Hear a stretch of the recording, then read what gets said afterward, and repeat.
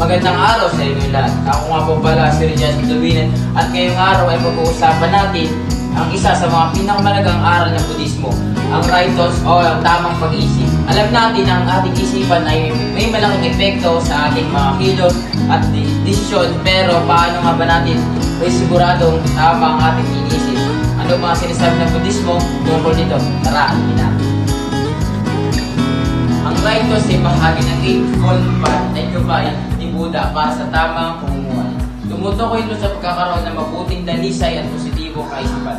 Ayon sa Budismo, may tatlong mahalagang aspeto ng rights. Una, pag-iwas sa kasakiman at pagnanasa. Unang bahagi ng rights ay ang pag-iwas sa labis sa pagnanasa sa material na bagay o sariling kapakinabangan. Kapag malagi tayo nakakagandang tigit pa, minsan dito ng paghihirap at hindi pa pagkontento, hindi man masama ang maging mangarap, pero dapat natin tandaan na ang tunay na kasiyahan hindi nagmumula sa bagay na panlabas kundi sa panloob na kapayapaan.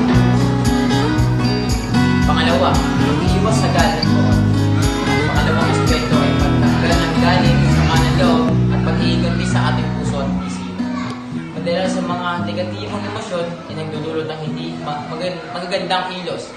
Ayon kay Buddha, dapat natin pagsikapang palitan ng galit at papatawad ng malasakit sa iba. Sa ganitong paraan, hindi lang natin puprotektahan ang ating sarili mula sa stress, kundi nakakatulong din tayo sa papalaganap ng kapayapaan sa ating paligid. Pangatlo, magkaroon ng tamang pananaw. Ang pangatlong aspeto ay ang pag-unawa sa katotohanan ng buhay.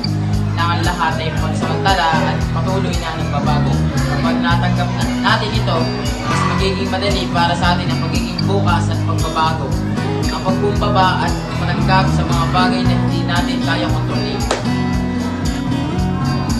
Ngayon, paano natin may sasabuhin ang rights sa pang-araw natin buhay? Narito ang mga ilang simpleng paraan.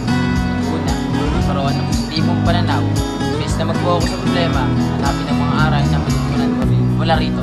Pangalawa, iwasan ang pag-uusga sa iba. Lahat tayo ay may pinagdadaanan, kaya mas mabuti magpakita ng pag-unawa at kabutihan. At ang panghuli, maging magpasalamat. Matuto tayong pahalagaan ng mga bagay na meron tayo sa halip na laging maghagad ng higit pa. Sa pagtatapos ng ating talakayin, tandaan natin yung rights ay hindi lamang pa sa simpleng konsepto sa Budismo.